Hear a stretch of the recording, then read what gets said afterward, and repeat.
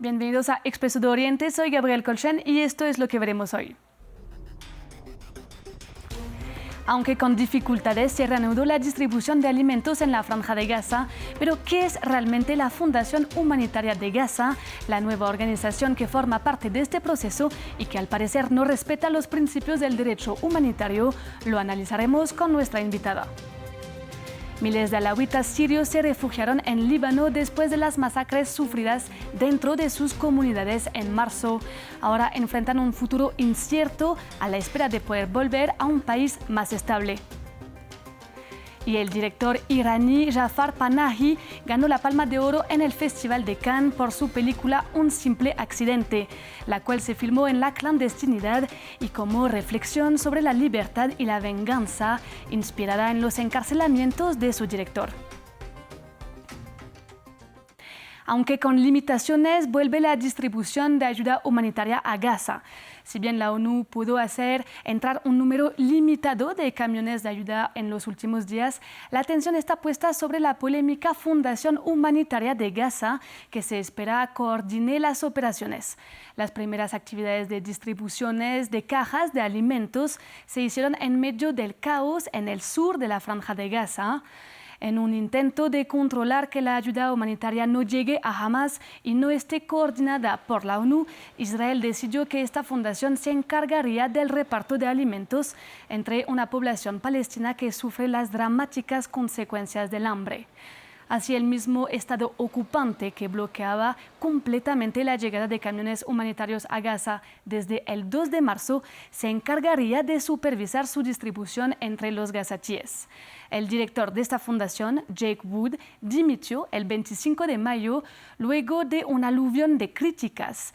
Él mismo alegó que este mecanismo no respeta los principios de neutralidad e independencia del derecho humanitario. Según investigaciones hechas por medios como The New York Times o Haaretz, la fundación creada en colaboración con Israel debería proveer alimentos a 1 millón de gazatíes a través de centros de distribución, inicialmente 4, localizados en mayoría en el sur del enclave, lo que hace temer el desplazamiento forzado de la población para poder acceder a la ayuda. Además, la fundación trabaja en colaboración estrecha con empresas de seguridad privada estadounidenses, incluso una dirigida por Philip Reilly, quien trabajó para la CIA durante casi 30 años. Por último, se desconoce quién está detrás del financiamiento de la fundación, pero se reconoce como apoyada por Estados Unidos. Para ampliar este tema, conectamos con Margarita Cadavid, internacionalista y especialista en derechos humanos. Margarita, ¿aún se puede hablar de ayuda humanitaria cuando vemos las condiciones de distribución? Pues básicamente digamos que se pierden todos los principios del concepto de ayuda humanitaria, uno. Dos, preocupa uno de esos principios que es la neutralidad, a quién le va a llegar esa ayuda y bajo qué criterios. Y porque además digamos que no ha habido una distinción entre quién es combatiente y no combatiente. El castigo a la población de Gaza ha sido un castigo colectivo que está prohibido por por los convenios de Ginebra de 1949. Entonces aquí esa es la primera pregunta que se abre. Podemos hablar de ayuda humanitaria por parte del ocupante, como tú lo dices, y segundo, cuáles van a ser los criterios para la entrega de esa ayuda humanitaria y en qué condiciones, como si esa ayuda la van a condicionar. Además, muchos de los miembros de este grupo de entrega de ayuda humanitaria son exmilitares, que eso también es preocupante. Digamos, se va a estar haciendo inteligencia constantemente, ¿cómo va a funcionar esto? ¿Y qué cuestiones se plantean al saber que una fundación humanitaria trabaja en colaboración con empresas de seguridad privada? Llama la atención todo esto, llama la atención si esta no es una estrategia de inteligencia militar más que una ayuda humanitaria.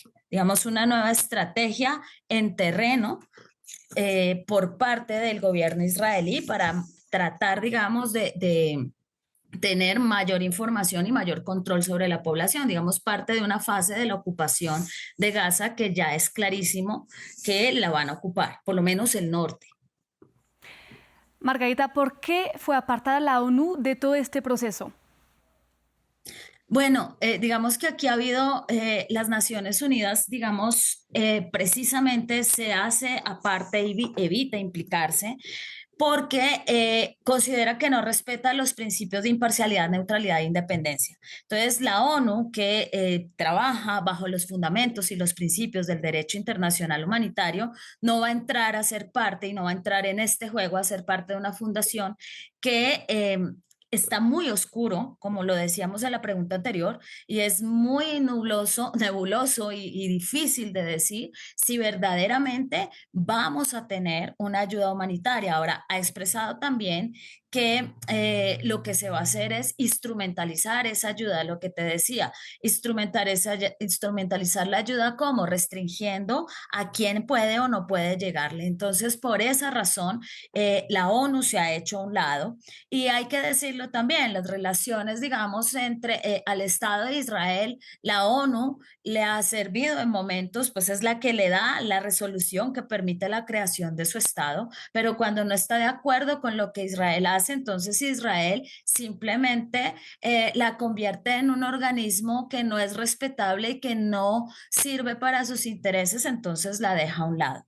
Entonces, digamos que estamos frente a algo que es mucho más grande y es el futuro del derecho internacional y de algo tan importante como la intervención y la asistencia humanitaria que está regulada por esos principios que mencionábamos al principio. Margarita, ¿está cambiando actualmente la posición de la Unión Europea y de Estados Unidos hacia Israel? Mira, yo creo que sí ha cambiado, hay algo que ha cambiado, es decir, Israel tiene una presión que es una presión que antes no había sufrido, no en estas dimensiones, que es la de la opinión pública internacional.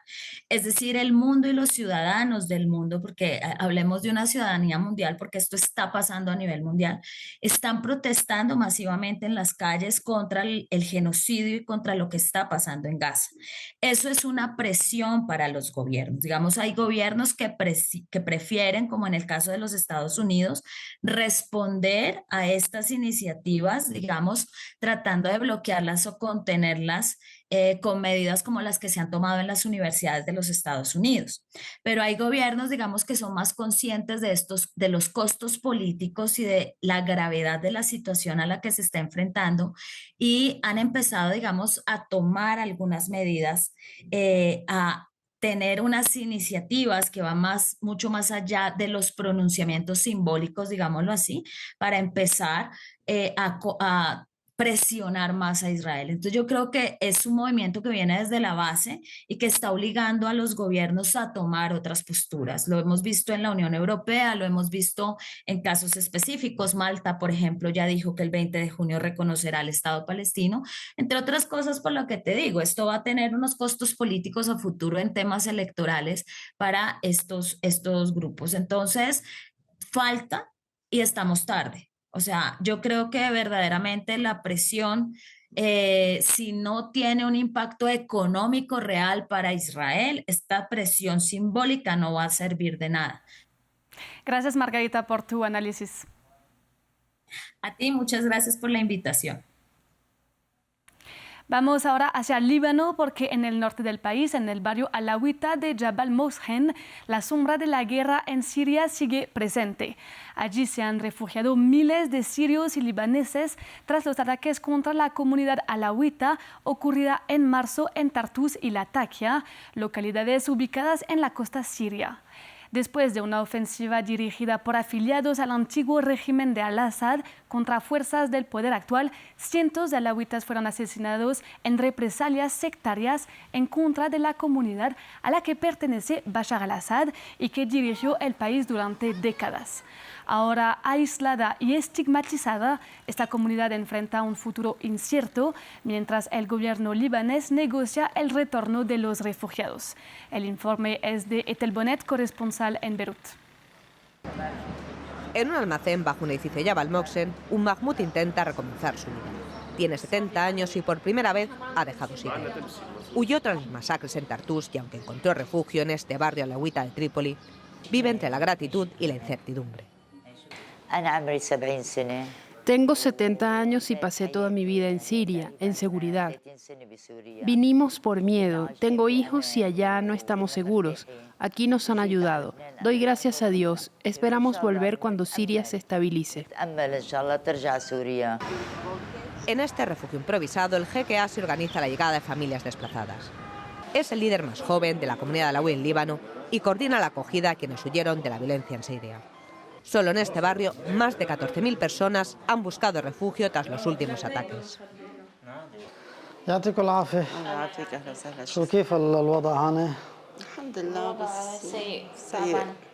Con recursos limitados, el jeque ofrece apoyo básico y contención emocional a quienes lo han perdido todo.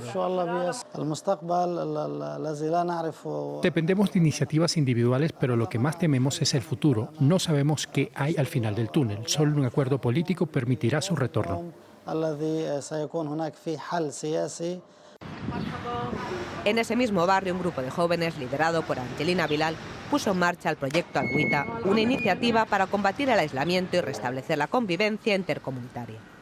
Con reuniones semanales, actividades y espacios de conversación, buscan reconstruir los lazos rotos por el conflicto.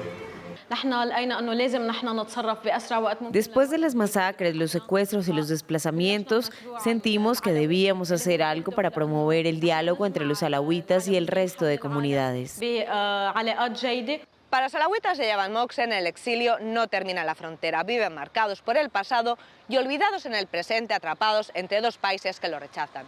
Mientras se negocia el retorno de los refugiados, la comunidad sigue esperando, sin garantías ni un horizonte claro.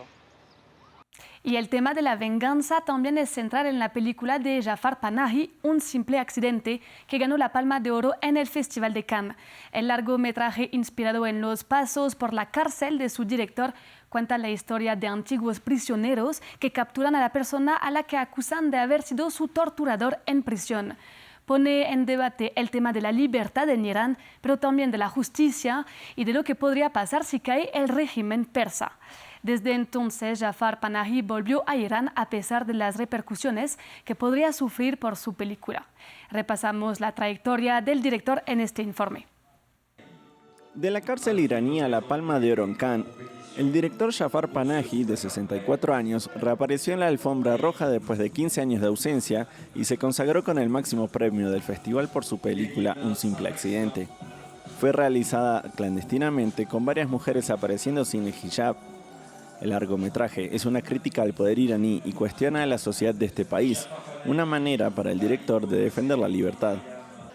Jafar Panahi estuvo encarcelado 2 veces en Irán, cerca de 3 meses en 2010 por propaganda contra el régimen y 7 meses en 2022, lo que le impidió viajar a Italia para recibir el León de Oro. También tiene restricciones de viaje y prohibiciones para realizar películas desde 2010, algo que no le ha impedido seguir ejerciendo su arte. Lo que más importa es que la película se haga. Estoy vivo mientras haga películas. Si no hago películas, no importa lo que me pase. Durante los últimos 15 años, y a pesar de las restricciones, Panahi ha realizado 6 largometrajes, 3 documentales y 5 cortos. El gobierno iraní no ha reaccionado este domingo a la Palma de Oro de Panahi, la segunda de la historia para un director iraní. Llegamos así al final de esta edición de Expreso de Oriente. Muchas gracias por acompañarnos y sigan con nosotros.